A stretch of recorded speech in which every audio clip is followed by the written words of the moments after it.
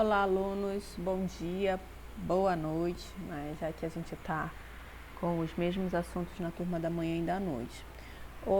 Na aula passada, nós falamos sobre as características das alterações de linguagem em pessoas que possuem uma lesão cerebral. Falamos sobre habilidades linguísticas, que vai ser todas as habilidades que o indivíduo possui para que ele possa ter uma boa linguagem, uma boa comunicação, né, com as pessoas, com o ambiente, que é fluência, compreensão, nomeação, repetição, e aí vai se juntar essas habilidades, leitura e escrita. E junto com essas habilidades linguísticas, nós também teremos comportamentos linguísticos. Os comportamentos linguísticos estão muito relacionados com a área informal da gramática, da fala de uma forma geral. Por quê? Porque nele vão se incluir jargões, parafrasias, neologismos, estereotipias, ecolarias, paralexias, paragrafias e perseveração. Todos nós possuímos habilidades linguísticas e comportamentos linguísticos, só que sobressai no indivíduo com normalidade as suas habilidades linguísticas, né, conforme, é claro, o seu conhecimento, a sua cultura e o que ele possui de bagagem para esse processo de linguagem. Os comportamentos linguísticos no indivíduo que não possui alteração de lesão cerebral vão ser esporádicas entre um momento ou outro eu esqueci agora a palavra, desculpa. Um momento de relaxamento, de brincadeira, de situações, né, em que ele vai estar ali totalmente despreocupado. No indivíduo que possui uma lesão cerebral, as habilidades linguísticas vão estar comprometidas e os comportamentos linguísticos vão se sobressair na fala e na linguagem desse indivíduo. E aí a gente caracterizou muito bem falando item por item. Hoje nós vamos iniciar a classificação das afasias propriamente dita, né? Nós vamos falar aqui sobre os tipos, sobre as classificações que existem para essas síndromes. Mas isso é apenas uma aula bem introdutória, né, porque a gente vai se especializar principalmente quando a gente estiver em sala de aula, tá?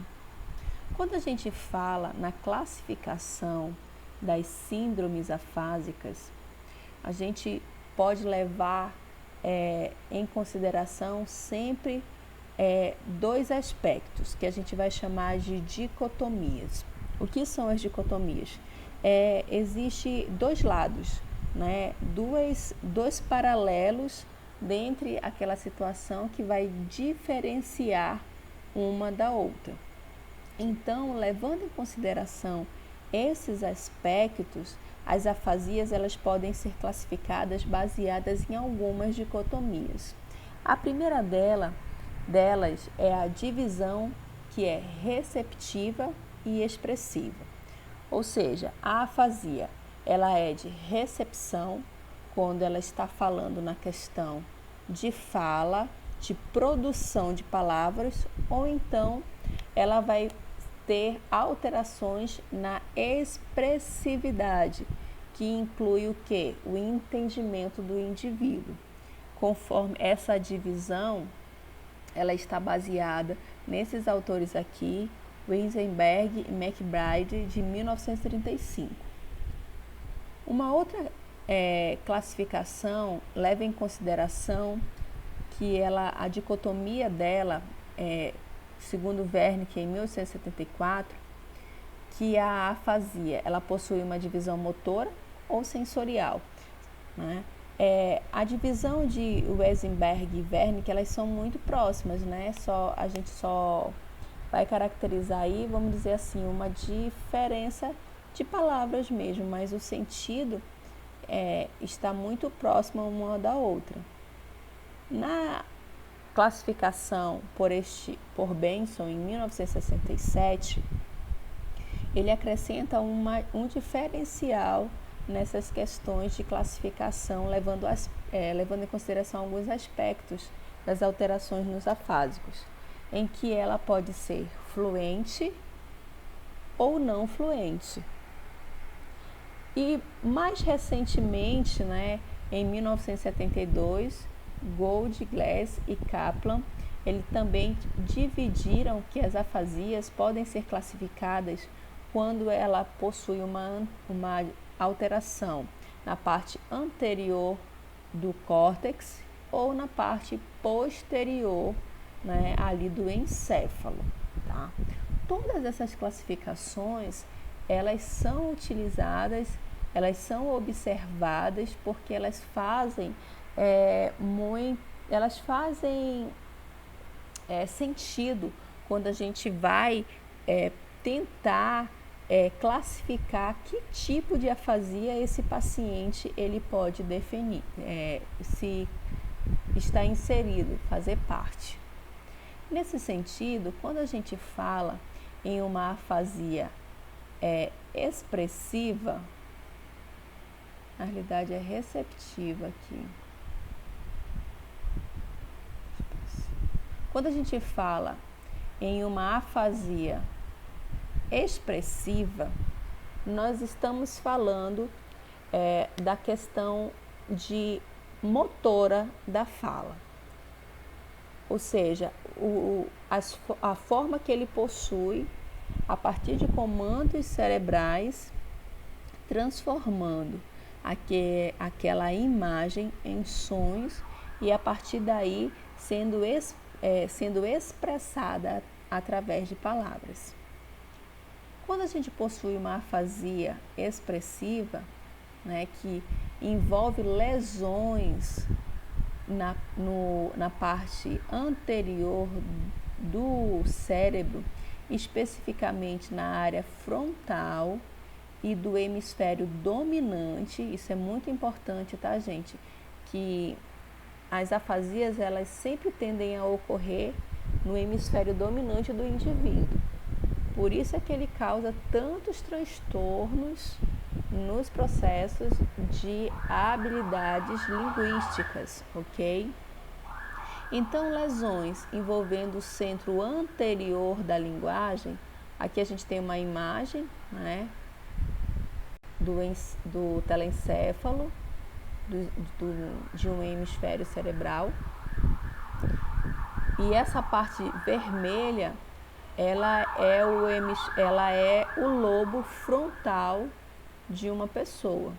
Então, lesões envolvendo esse centro anterior da linguagem do hemisfério dominante, que vai ser responsável por toda a questão motora da expressão da linguagem, propriamente dita da fala, vai estar envolvendo aí lesões na área de Broca.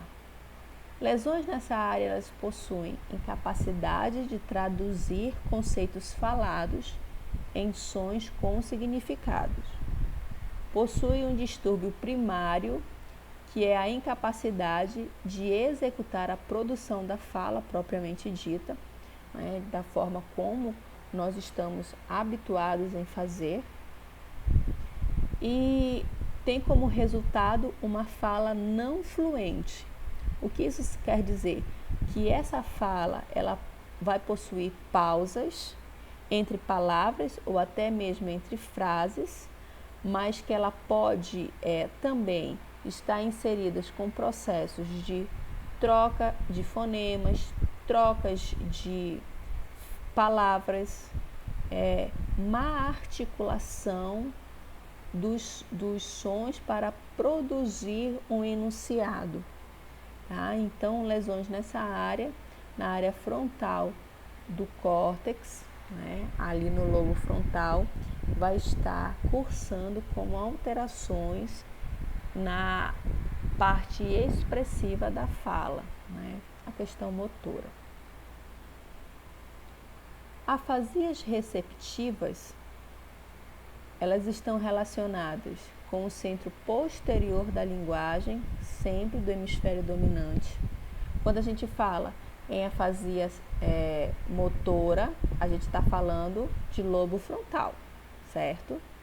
Aí a gente tem ali o principal sulcus da fala, do cérebro em si, e a parte frontal requer toda essa questão motora, e a parte posterior ali envolvendo o que? A área receptiva ou sensorial do indivíduo.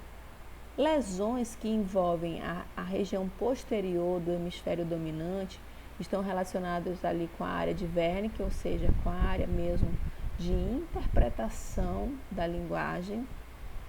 Elas vão cursar problemas na compreensão, formulação e assim por diante da fala. É bem interessante a gente ressaltar que quando a gente fala em afasias motoras, nós vamos ter uma alteração nos centros motores que desenvolve a fala, ou seja, a articulação da palavra propriamente dita. Nessas afasias, você pode não apresentar nenhuma alteração na compreensão da linguagem, na mensagem que está sendo recebida. Você vai apresentar apenas uma problemática no momento em que você for se expressar, transformar esse pensamento em palavras, ok? Na afasia receptiva, que é a sensorial, ela já pode cursar com alterações também na formulação da fala como um todo. Porque quando a gente fala em compreensão, a gente está falando em cognição, em cognitivo, em entendimento. Aí a gente vai ter o quê? A presença muito de jargões, neologismo, aquela fala totalmente inteligível. Então isso afeta também a produção da fala propriamente dita. Não é a questão motora, os pontos articulatórios, a forma como se fala, mas são as palavras que estão vindo, que elas estão ali totalmente fora do contexto, tá? Então, o distúrbio primário de um doente afásico receptivo, aqui nesta área mais posterior da linguagem, é a falta de compreensão da linguagem, ou seja, ele não vai compreender a mensagem que está chegando para ele. E aí, se ele não consegue compreender essa mensagem, ele também não vai saber como responder, tá? A fala pode estar prejudicada, e aí a gente vai ter a presença de jargões, parafasias, que são as trocas de palavras, e outros distúrbios expressivos que vão ser muito evidentes em sua fala. Aí a gente vai encontrar os neologismos, a ecolalia, até mesmo disfemia, que é toda a parte de dicção ela pode estar alterada nessas afasias receptivas. Tá? No entanto, ele possui uma fala que pode ser fluente, ou seja, ele não vai ter alterações na articulação dos sons propriamente dito. No entanto, ela pode estar cheia de erros, e isso faz com que essa fala esteja prejudicada, ok? E aí, quais vão ser as diferenças significativas entre as afasias motoras e as afasias sensoriais, Afasias motoras envolvendo a área frontal ali dos hemisférios, o lobo central, o lobo frontal, e as afasias sensoriais, a parte posterior ali do córtex cerebral. A compreensão da linguagem na afasia motora é levemente afetada, tá?